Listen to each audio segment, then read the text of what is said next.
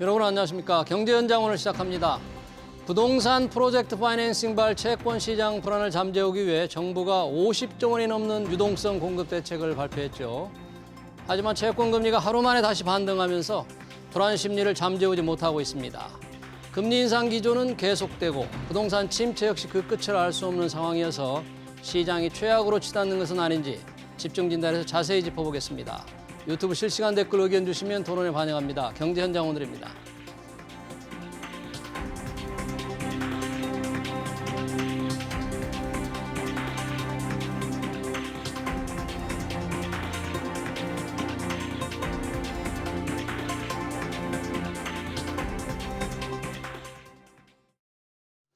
네, 자금시장 불안 토론하기 위해서 두 분 모셨습니다. 신세돈 숙명여대 경제학부 명예교수, 송재경 한화자산운용 마케팅본부장 나오셨습니다.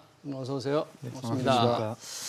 자, 어제 지금 자금시장 문제 워낙 심각해서 저희가 토론을 하는데요. 본격 토론에 앞서서 오늘 국회에서 있었죠. 윤석열 대통령의 시정연설, 민주당이 보이콧을 하는 사상 최초 일이 벌어졌는데 상황이 어땠는지 시정연설 내용은 무엇이었는지 잠깐 짚어보고 들어가겠습니다. 네, 신 교수님 오늘 어땠습니까? 윤 대통령 연설은 했습니다만 네. 어땠습니까 분위기? 일단은 재정에 대해서 상세하게 디테일 있게 말씀을 하셨는데 예. 절반 이상이 보이콧을 해서 5점을 남기긴 했지만 저 크게 두 가지가 저는 마음에 와닿았어요. 네. 첫째는 건전 재정이다. 건전 재정. 그동안 문재인 정부 때 여러 가지 핑계로 해서 너무 과도하게 지출을 많이 하는 바람에 국가 부채가 엄청나게 늘었는데 네. 윤석열 정부 5년 동안에는 건전 재정의 키워드 하에서 특히 이제 내년도 지출을 예.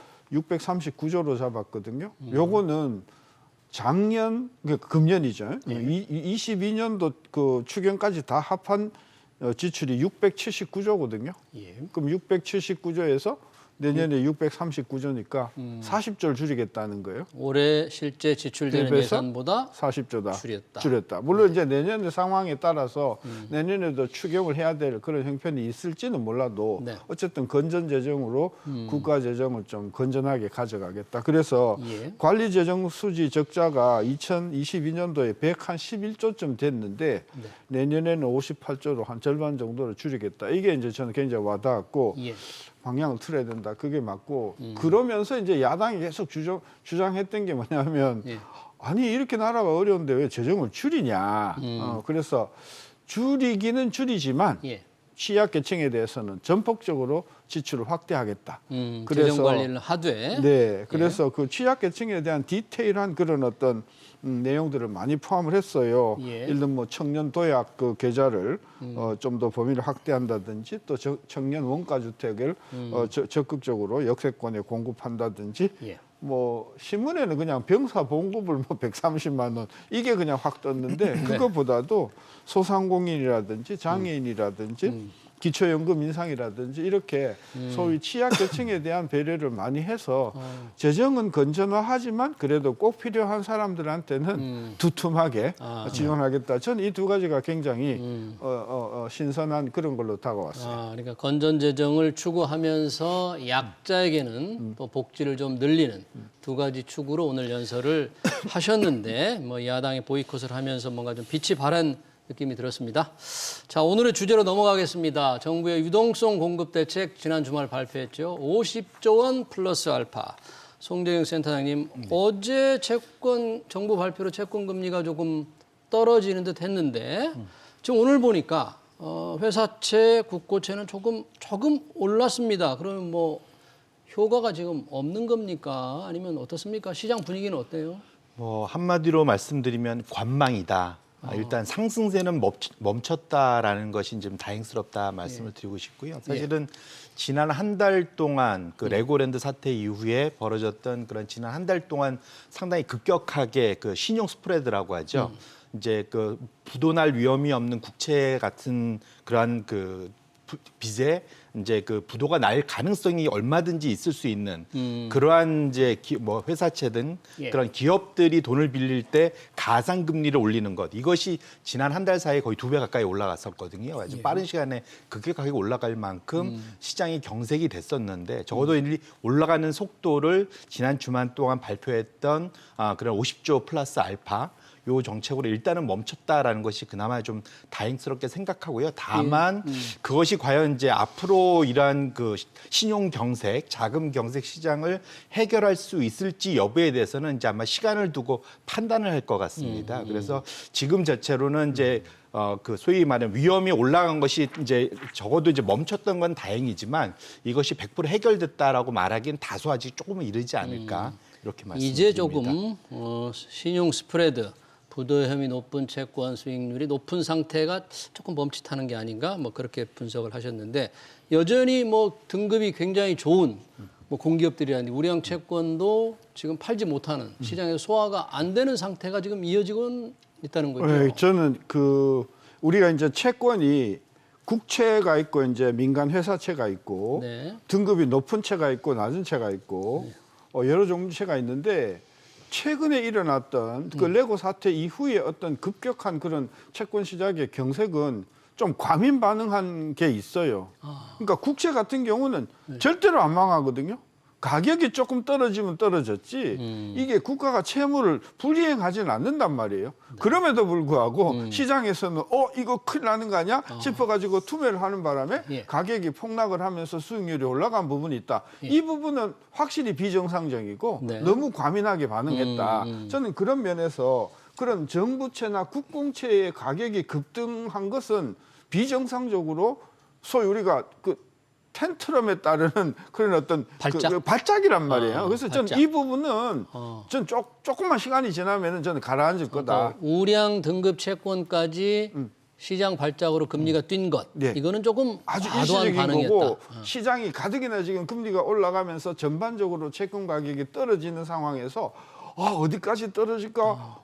이런 불안한 상황에서 그게 탁 터지니까 일시적으로 저는 텐트럼이 있었다고 보고 네. 이거는 저는 걱정 없다. 이거는 걱정이 없고 예. 문제는 등급이 낮은 우리가 소위 보통 이렇게 조금 우리가 정크본드라고 하죠. 정크본드와 경계선에 있는 예를 들면 트리플 B, 그다음에 더블 B 요런 이하의 채권들은 자금 시장이 좋으면 가격은 조금 저거 해도 네. 소화가 잘 됐는데 네. 이게 이제 앞으로는 굉장히 이제 소화가 안 될 가능성이 충분히 있겠죠. 예. 저는 그래서 예. 이번에 일어난 자금 경색 상황이 그 등급도 높고 전혀 채무 불이행에 없는 그런 국공채 쪽으로 가격이 올라간 것은 저는 일시적인 현상이기 때문에 크게 걱정을 안 해도 되고 예. 그동안 굉장히 남발되었다고 할 수 있는 소위 그 적격 이하의 네. 회사채가 앞으로 이것이 이제 이 인수가 되지 않으면서 네. 여기에 투자를 했던 여러 가지 증권회사나 보증을 섰던 보증기관들이 이게 무너지면 이게 이제 연쇄도산으로 갈 수 있는 가능성이 있다는 차원에서 아직 좀 이 위험성이 남아 있기는 하나 작금의 사태는 충분히 우리가 수습할 수 있는 그런 것이라서 예. 지금 너무 과민한 반응을 보이는 것이고 예. 특히 자본시장에서 예. 증권가나 있던 그 단자시장에서 너무 그 작금의 상황을 좀 침소봉대하는 경향이 있다. 위험을 너무 지금 부풀린다 그런 얘기. 뭐 한국의 금융시장이 특히 그 자본시장 자체가 무너지는 것 같이 예. 뭐 정부가 엄청나게 뭐 특단의 조치를 내놔야 된다 뭐 이런 식으로 이게 좀 하는 것 같아서 조금만 우리가 좀 그렇게 신중하게 생각하면 저는 이게 충분히 예. 수습이 되는 문제라고 봐요. 그러니까 등급이 낮은 회사채들의 이제 문제가 크다는 얘기인데 이게 위험이 조금 올라갔던 것은 등급이 높은 채권들 있잖아요. 뭐 한전채도 그렇고 한국가스공사도 그렇고 뭐 인천도시공사도 그렇고 이런 채권들이 소화가 안 되니까 깜짝 놀란 것 같은데 등급이 괜찮은 기업들도 현재 회사채 발행이 조금 어려움을 겪고 있는 거 아니에요? 맞습니다. 예, 뭐 지난주인가요? 지난주인가요? 그 한전채 발행했는데 결국은 일부 유찰되는 그런 현상이 일어나는 걸 봤을 때 사실은 한국전력채는 한때는 우리 국가 채무 그 등급보다도 더 높은 우량 등급의 회사였거든요. 근데 워낙 또 그 사이 이제 빚이 많이 늘고 이러다 보니까 그런 걱정들이 있긴 했지만 어쨌든 확실한 거는 시장의 자금 경색이 강하다라는 거는 분명하고요. 결국은 여기에서 어쨌든 적어도 시장의 참가자들은 일정한 수준의 그러한 그 대책들을 지속적으로 좀 요구하고 있는 것만은 분명하다 이렇게 말씀드립니다. 예. 그러니까 그 이제 아까 우리 한전채든 뭐 여러 가지 지금 그 잘 유통이 되지 않고 가격이 폭락했는 국공채 같은 예. 경우는 전 충분히 한국은행의 기존 법하에서 또 문제를 수습할 수 있어요. 그 한국은행의 법에 보면은 예. 65조인가 66조인가 보면은 뭐라고 돼 65조, 65조요. 예. 그 긴급한 상황이 필요한 경우에는 한국은행의 검토위원을 통해 가지고 예. 얼마든지 자금을 공급할 수 있도록 65조 1항에 돼 있고요. 네. 그다음에 76조 같은 경우에는 정부가 보증한 채권은 한국은행이 거의 무제한으로 물론 만기가 1년 이내에 돌아오는 그런 예. 거긴 하지만 한국은행이 충분히 한시적으로 단기적으로 발권력을 동원해서 사태를 수습할 수 수습할 수 있는 있다. 그런 메커니즘이 있거든요. 그러니까 지금 이 상황에서 한국은행이 해야 할 일은 뭐냐면 뭐 예를 들면 더블 B나 싱글 B 같은 불량 채권은 우리가 이거는 심각하게 우리가 고려를 해봐야 되겠지만 네. 한전채라든지 또 뭐 국고채라든지 그러니까 정부 기관이 발행한 뭐 사는채라든지 네. 이런 채권의 가격이 인수되지 않고 팔리지 않는다 하는 사태는 한국은행이 이런 일이 없도록 신속하게 대처하겠다 이렇게 발빠른 대처를 해주면 저는 채권 시장은 금방 안정될 수 있다. 저는 그래 보거든요. 그러니까 우량한 공공기관 채권까지 소환되는 사태를 방치하는 것은 좀 그거는 직무유기에 문제를 가깝다. 그거는 한국의 금융시장, 네. 자본시장 자체를 흔드는 그런 중요한 일이기 때문에 이런 경우에는 한국은행이 65조하고 76조를 신속하게 발동해가지고 네. 아니 대한민국의 한전채를 인수를 안 해? 이게 안 팔려? 한국은행이 사지. 저는 얼마든지 저는 신속하게 자본시장에 투입이 되었으면 저는 이런 일은 벌어지지 않았다. 그런 면에서 한국은행의 이번 사태 수습이 좀 몇 발 늦었다. 저는 그렇게 판단합니다. 그래요? 그러면 사태 수습 관련해서 정부가 발표한 이제 한국은행 대책도 들어가 있으니까 정부가 50조 원 플러스 알파의 이제 유동성 공급 대책을 발표했는데 그 대책 하나하나 따져보겠습니다. 자, 먼저 채권 시장 안정 펀드를 20조 원 조달해서 마련해서 지금 남은 돈으로 당장 뭐 지금 들어갔다는데 여기에 돈을 대야 될 회사가 은행 뭐 증권사들이 돈을 대야 되잖아요. 네. 근데 은행도 자금을 조달하는 것이고 증권사도 돈을 끌어가는 곳인데 회사채나 뭐 CP 사준다고 돈을 그쪽에 자기가 더 넣어야 된다? 이게 가능합니까, 근데? 이게 사실은 이게 이제 그 닭이 먼저냐 달걀이 먼저냐 이런 이제 논쟁 비슷하게 될 가능성이 높은데요. 이게 무슨 말이냐면 채권 안정기금에 네. 소위 이제 자금을 조성하는 돈을 넣어줘야 되는 데들이 아까 말씀했는데 지금 자금 부족을 겪고 있는 소위 금융기관들에게 대표적인 게 산업은행, 그 다음에 은행들, 보험사들, 증권사들 그래서 총 한 83개사들이 대상이 되는 걸로 알고 있고요. 예. 현재 당장은 이제 1.6조 원 정도 이전에 2020년대에 만들려다 쓰다가 남은 돈이 한 1.6조 원 정도 있고 이걸 이제 코로나 때 쓰고 남은 돈. 예, 뭐 사실은 이제 나머지 20조까지 하려면 돈들을 내줘야 됩니다. 근데 일단 돈을 낼 수 있는 건 제일 좋은 건 내가 들고 있는 돈을 넣으면 되겠죠. 근데 돈이 없으니까 지금 다 채권들 발행하고 있지 않습니까? 예. 근데 시장에서 발행하려다 보니까 지금 저희가 논의하고 있는 시장이 경색돼서 채권 발행이 잘 안 되는 거죠. 그러니까 이것도 안 되다 보니까 이제 우리 교수님께서 말씀해 주신 대로 한국은행이 이제 이걸 받아줘야 되는 이제 그런 사태까지 지금 순서대로 가야 되는 건데요. 그래서 사실은 이걸 캐피탈콜이라고 해서 이제 이 채권 안정 펀드가 이제 시작이 되려면 소위 이제 소위 자금 요청을 합니다. 금융회사에 돈을 대주세요. 예, 이렇게. 라고 자금 요청을 해야 되는데 그 돈을 대려다 보면은 이제 시장에서 발행을 하거나 아니면 한국은행에 기존에 갖고 있던 담보를 맡기고 빌리거나 뭐 이런 식의 행동을 해야 되기 때문에 현재로서는 이것이 제대로 이제 아주 편안하게 잘 이루어질 수 있을까에 대해서는 다소 의구심을 갖고 있는 분들도 있는 것 같습니다. 그러니까 그 부분이에요. 예. 그 지금 아까도 이야기했지만은 채권 시장 안정기금이 제일 안정펀드. 크거든요. 20조거든요. 20조를 말해. 20조를 하는 걸 누가 내냐? 은행이라든지 뭐 여러 가지 증권사, 생보라든지 한단 말이에요. 네. 이 사람들도 자금이 없단 말이에요. 네. 그러니까 저는 채권 안정펀드에서 단서를 다는 거예요. 네. 은행과 생보와 손보사 등 출연을 해야 되는 금융기관들이 자금이 부족하면 그들이 가지고 있는 국채, 그들이 네. 갖고 있는 정부 보증채 그걸 가져와라. 그러면 6개월 내지 1년 동안은 한국은행이 조건 없이 그거를 현금으로 해주겠다. 이렇게 했으면은 신속하게 돈이 지급이 될 텐데 지금 이게 나온 지금 전체 50조라고 하는 그 프레임워크 안에 보면은 한국은행의 적극적인 역할이 없어요. 한국은행의 역할은 지금 보니까 저희가 뭐 더 논의를 해야 되지만 적격 담보 증권에 뭐 은행채와 공공채를 넣느냐 마느냐 이제 이게 하나 들어가 있더라고요. 그렇죠. 그것도 있고 이제 그 아까 70몇 조인가 보면은 회사채마저도 특별한 경우에는 한시적으로 만기 1년 이에 돌아온다는 조건 하에서는 회사채까지도 적격 증권으로 봐줄 수 있거든요. 그러니까 예. 한국은행이 사실상 이 금융 안정을 위해서 아주 막강한 힘을 쓸 수 있는데 이번에 50조 플러스에 이게 보면은 한국은행의 역할이 분명하지가 않단 말이죠. 한국은행이 지금 시점에서 분명하게 돈을 시중 더 늘리는 것인가 말 것인가의 의사결정이 잘 안 돼 있는 거죠. 아직. 그러니까 이 사태를 전 이 사태에 해결해야 할 주 책임은 금융위도 아니고 그다음에 은행도 아니고 한국은행이다? 한국은행입니다. 한국은행이 금융 안정이라고 하는 정책 목표를 위해서 이렇게 자금 시장이 흔들릴 때는 제일 중요한 게 신속함이거든요.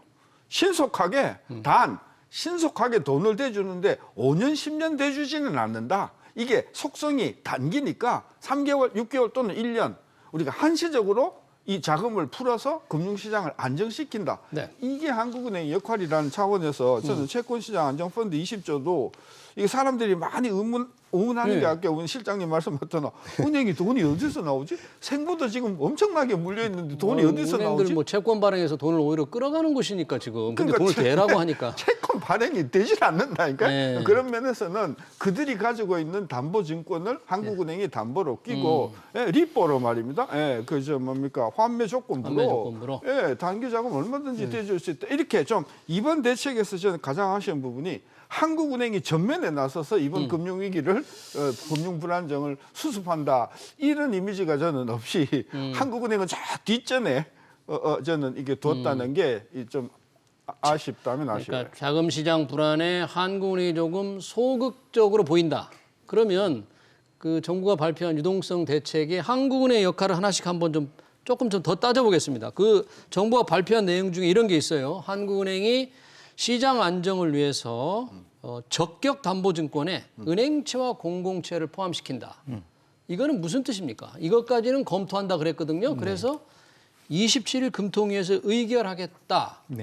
이렇게 얘기했는데 이 내용은 뭐예요? 적격 담보증권에 은행채와 공공채를 포함한다? 결국은 은행이 이제 한국은행의 역할 중에 하나가 이제 시장에 말씀하신 자금 경색이 왔을 때 네. 소위 최종 대부자라는 이제 말이 붙죠. 이제 무슨 말이냐면 마지막에 갈 때까지 가서 이제 돈을 못 빌리게 되면 한국은행이 발권료 돈에서 빌려줄 수 있다라는 건데요. 그때 이제 담보를 받을 수 있는 게 통상적으로는 상당히 좀 상당히 좁게 해석을 합니다. 그래서 말씀 주신 국고채나 통화채 같이 정말로 이제 우리 한국과 대한민국과 운명을 같이 하는 이제 그러한 것들만 받아주는데 거기에 플러스 소위 특수은행채들, 산업은행, 중소기업은행, 수출입은행의 그런 특수은행채나 또 심지어는 일반 은행들이 발행하는 은행채나 그다음에 말씀 주셨던 이제 그러니까 소위 공공기관 한전이나 가스공사나 철도공사나 이런 데들이 발행하는 이제 거의 소위 우리나라의 이제 공공기관의 이제 그 정부와 준하는 수준들을 담보로 받을 수 있는 쪽으로 일시적으로 열어주는 그래서 이제 결국은 시장에서 거래가 잘 안 되는 정도의 그런 현재의 그런 상황을 일정 부분 해소시키면서 돈이 돌게끔 해주는 그런 담보를 확대해주는 역할을 한다 이렇게 보시면 좋을 것 같습니다. 그렇군요. 그러니까 은행이 한국은행에서 돈을 빌릴 때 맡기는 적격 담보증권에 이제 은행채권 이걸 좀 포함시키는 것은 어떻게 보면 담보 종류를 좀 넓혀주는 거니까 새로운 자금을 한국은행에 왕창 늘려주는 거는 아니네요. 이거는 이 조치만으로는. 그러니까 이번 조치가 보면은 네 꼭지잖아요. 예. 채권시장 안정펀드 예. 20조 그죠? 네. 여기에는 이제 주 플레이가 주연이 은행, 생보, 손보, 증권사예요.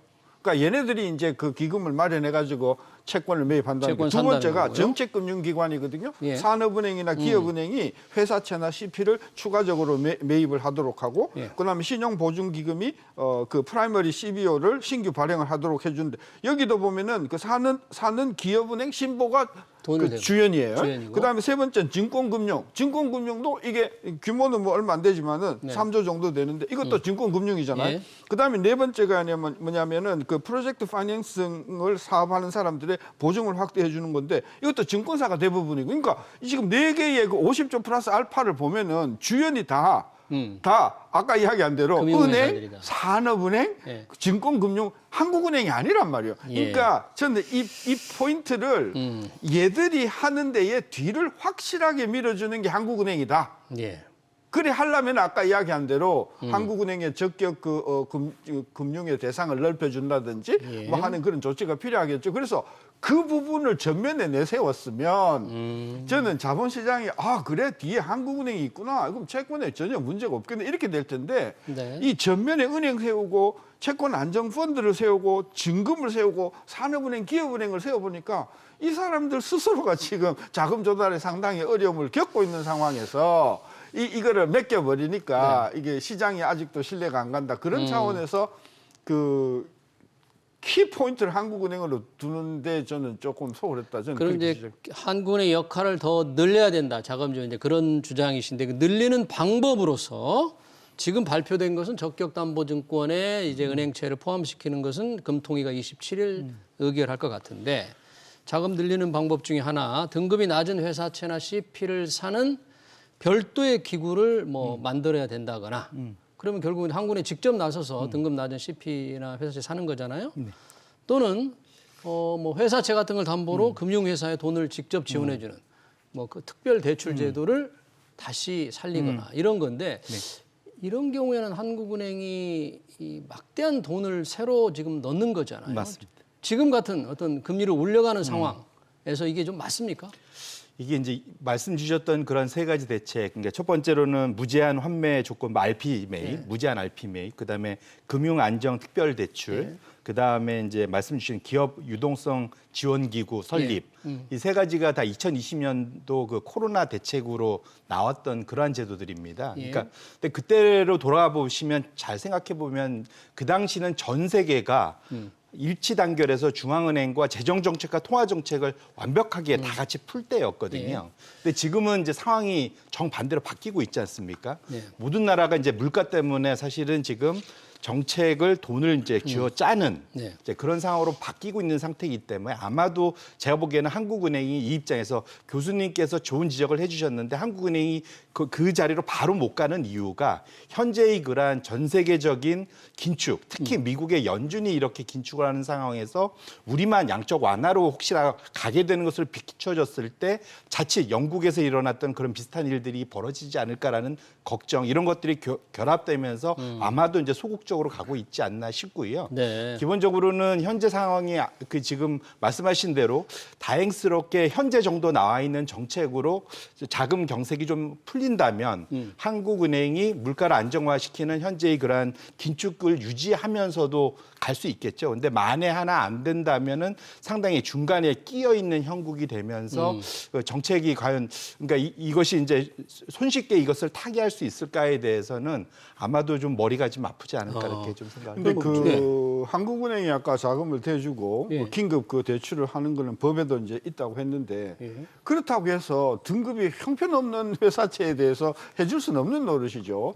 따라서 정부가 이것은 신용 등급이 많이 떨어지지만 국가 정책 차원에서 지원이 필요하다고 생각하는 그런 어떤 회사에 대한 자금 지원은 한국은행을 통하는 게 아니고 아까 이야기한 특별 대출 기구를 따로 만들어서 거기에 국가가 재정을 투입하고 일부 금융기관이 잉여 이익을 가지고 하나의 회사를 만들어서 하나의 그 문제를 해결하는 건 되니까 그런 자금을 한국은행 도로 대라 하면은 한국은행 직원들이 아무도 사인 안 할 거거든요. 그래서 제가 이야기 한국은행이 돈을 무제한으로 대출해 주는 거는 국고채 그리고 정말 대한민국을 상징할 수 있는 그런 신용도가 확실한. 그리고 그 대출도 무제한이기는 하나 짧은 기간. 3개월이면 3개월 끊어서 가는 네. 그런 걸 하고 그 신용도가 높은 것에 대한 그 대출은 저는 특별한 기구를 따로 만들어야 된다고. 신 교수님, 그런 것은 지금 한국은행의 금리 인상 기조, 미 연준의 금융 긴축에 따라서 지금 금리를 상당히 큰 폭으로 올리잖아요. 그런 기조와 좀 충돌이 된다고 볼 수는 없어요? 아닙니다. 그건 별개의 문제입니다. 그러니까 지금 거시적으로 우리가 통화량을 줄이는 것은 물가 안정이잖아요. 물가 안정을 위한 통화량을 줄이는 것은 긴 안목으로 장기전 마라톤이에요. 마라톤을 뛰는데 갑자기 배가 아픈 거예요. 갑자기 배가 아프니까 일단은 슬로우하게 좀 속도를 줄이고 하는 것은 얼마든지 우리가 생각할 수 있는 거라서 이걸 자꾸 섞으면 안 된다. 그러니까 미국도 2년 전에 양적 완화를 이제 되돌이키면서 양적 긴축으로 가면서 갑자기 막 국채 시장이 막 엄청나게 불안해지면서 국채 금리가 막 폭등을 했거든요. 그러니까 그때도 미국은 그냥 무제한으로 돈을 풀어가지고 그 발작에 따르는 어떤 그 자금 유동성의 그 교란을 흡수한 적이 있거든요. 그래서 이 문제는 단기적인 것이다. 따라서 얼마든지 한국은행이 비상시라고 생각하고 자금을 적극적으로 저는 대출을 해줘서 이 문제를 풀어나가야지 문제가 더 꼬이지 않는다. 네, 금리 인상이라는 큰 거시적인 정책은 그대로 가되 자금 시장에 생기는 일시적인 발작 불안은 뭔가 유동성 지원으로 좀 풀어가야 한다, 풀어가야 된다, 이제 이런 주장이시고, 만약에 그런 추세라면 지금 우리 한국은행 11월 다음 달 금통위가 예정돼 있잖아요. 11월 24일. 시장에서는 이제 빅스텝 0.5%포인트 올릴 것이다. 연준이 뭐 워낙에 자이언트 스텝으로 뛰어가니까 우리도 빅스텝을 할 거라는데, 그러면 그런 금리 인상은 현재의 자금난을 감안해서 조금 속도를 줄여야 됩니까? 아니면 뭐 예상대로 그대로 가야 됩니까?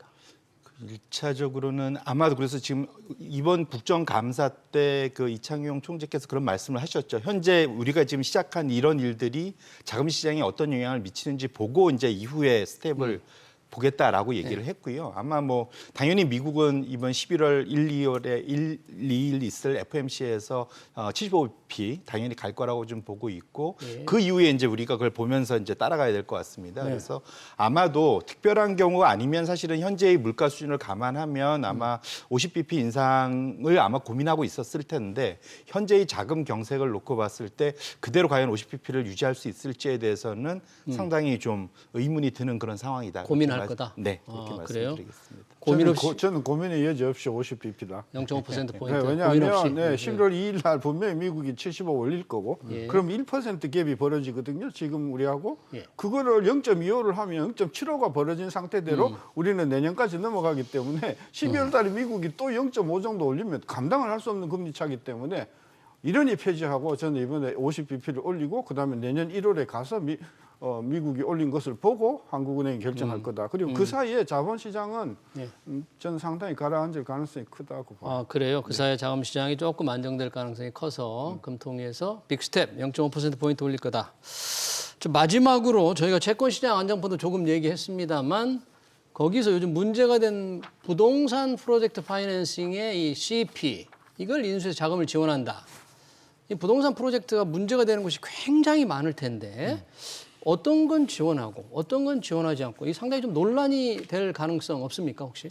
저는 충분히 논란이 될 가능성이 있다고 보고 있고요. 이제까지 사실은 그 민간 시장에서 어쨌거나 이제 본인들이 돈을 벌기 위해서 했던 일들이지 않습니까? 그래서 이 상황에 됐을 때 무제한 여기에다가 자금을 공급한다는 거는 사실은 소위 그런 도덕적 해이 측면에서는 쉽지 않은 일이라고 보고 있고요. 다만 소위 이제 말씀 주셨던 투자 등급, 소위 투자 적격 등급에 해당하는 것들이 일시적으로 자금이 꼬였을 때는 그걸 도와주는 게 맞는데, 투기적인 그런 레벨로 내려가 있는 등급들에 대해서 부동산 PF에다 돈을 대주는 거는 상당히 좀 어렵지 않을까, 그렇게 생각을 합니다. 이참에 한 번은 소위 부실을 한번 털고 갈 필요는 분명히 있겠다, 이렇게 말씀드립니다. 지금 경제 상황이 안 좋고 부동산 침체가 계속되면 멀쩡한 부동산 PF도 조금 부실화될 우려가 있잖아요. 멀쩡한 그 PF라는 게 뭐냐? 저는 건설 회사가 탄탄하고 네. 그다음에 그 재무 구조도 좋고 저는 그런 게 멀쩡한 PF라고 봐서 네. 그거는 그 회사가 스스로 해결해야 되는 문제다. 그리고 저는 아까 그 부분에 전 찬성하는 게 예. 아주 부실한 PF 같은 경우는 이게 떨고 가야지 여기에다가 국고를 뭐 또는 한국은행에 돈을 대준다는 것은 저는 무리가 있다고 봐서 예. 일단 시장의 원칙에 따라서 시장이 이 PF는 파이낸스는 건전한지 안 하는지를 판단해서 가격을 조금 낮게 하더라도 저는 자금이 돌아가는 쪽으로 시장이 좀 가도록 해야지 여기에 저는 한국은행이 국고를 발행하고 하는 것은 좀 문제가 있다. 저는 그래서 이 PF 파이낸스에 대해서는 한국은행이 자금을 공급하는 부분에 있어서는 일단 시장 중심으로 가고 시장의 평가에 따르고 그다음에 그 프로젝트 파이낸스 뒤에 있는 건설사나 금융기관들의 어떤 건전성에 주도하에서 가야지 무분별하게 저는 자금을 대줄 수는 없다. 저는 굉장히 중요한 부분이다. 전에도 PF 파이낸스가 네. 부실해갖고 여러 번 이 국가에 어떤 그런